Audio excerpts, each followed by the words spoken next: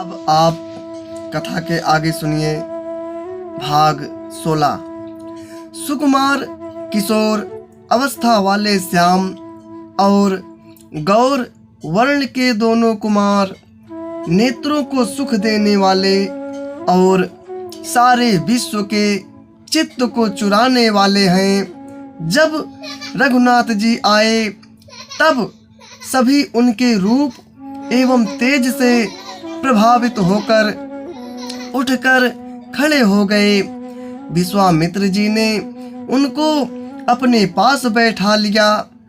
दोनों भाइयों को देखकर सभी सुखी हो गए। सबके नेत्रों में जल भर आया।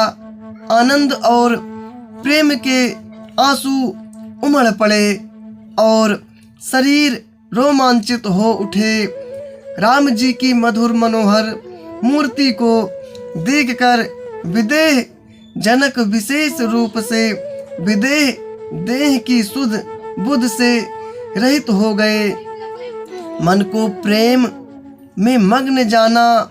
राजा जनक ने विवेक का आश्रय लेकर धीरज किया और मुनि के चरणों में सिर नवाकर गदगद प्रेम भरी गंभीर वाणी से कहा, हे नाथ कहिए, ये दोनों सुंदर बालक मुनि कुल के आभूषण हैं या किसी राजा वंश के पालक अथवा जिसका वेदों ने नेति कहकर गान किया, वहीं कहीं वह ब्रह्म तो युगल रूप धरकर नहीं आया है। मेरा मन जो स्वभाव से ही वैराग्य रूप बना हुआ है, इन्हें देखकर इस तरह मुग्ध हो रहा है जैसे चंद्रमा को देखकर चकोर। हे प्रभु, इसलिए मैं आपसे सत्य निश्चल भाव से पूछता हूँ। हे नाथ, बताइए, छिपाओ ना कीजिए। इनको देखते ही अत्यंत प्रेम के वश होकर मेरे मन ने जबरदस्ती ब्रह्म सुख को त्याग दिया है। मुनि ने हंसकर कहा, हे राजन, आपने ठीक यथार्थ ही कहा। आपका वचन मिथ्या नहीं हो सकता।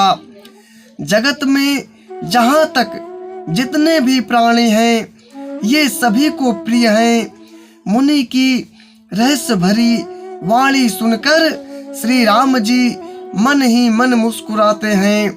हंसकर मानो संकेत करते हैं कि रहस्य खोलिए नहीं। तब मुनि ने कहा, ये रघुकुल मणि महाराज दशरथ के पुत्र हैं। मेरे हित के लिए राजा ने इन्हें मेरे साथ भेजा है। ये राम और लक्ष्मण दोनों श्रेष्ठ भाई, रूपशील और बल के धाम हैं। सारा जगत इस बात का साक्षी है कि इन्होंने युद्ध में असुरों को जीतकर मेरे यज्ञ की रक्षा की है।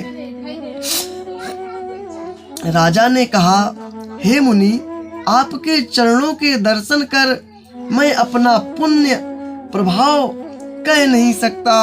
ये सुंदर श्याम और गौर वर्ण के दोनों भाई आनंद देने वाले हैं। इनकी आपस की प्रीति बड़ी पवित्र और सुहावनी है। वह मन को बहुत भाती है, पर वाणी से कहीं नहीं जा सकती। विदेह जनक जी आनंदित होकर कहते हैं, हे नाथ सुनिए, ब्रह्म और जीव की तरह इनमें स्वाभाविक प्रेम है। राजा बार बार प्रभु को देखते हैं, दृष्टि वहां से हटना ही नहीं चाहती। प्रेम से शरीर पुलकित हो रहा है और हृदय में बड़ा उत्साह है।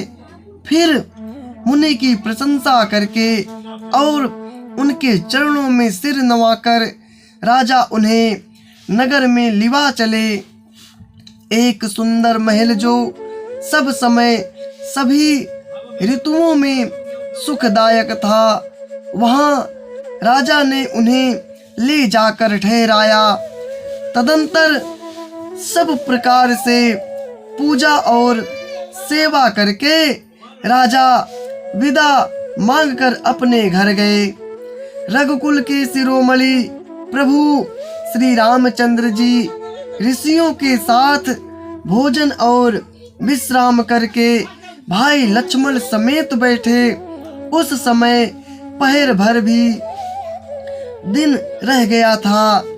लक्ष्मण जी के हृदय में विशेष लालसा है कि जाकर जनकपुर देख आवे, परंतु प्रभु श्री रामचंद्र जी का डर है और फिर मुनि से भी सकुचाते हैं, इसलिए प्रकट में कुछ नहीं कहते, मन ही मन मुस्कुरा रहे हैं। अब कथा के आगे अगले पार्ट भाग 17 में सुनिएगा क्या हुआ।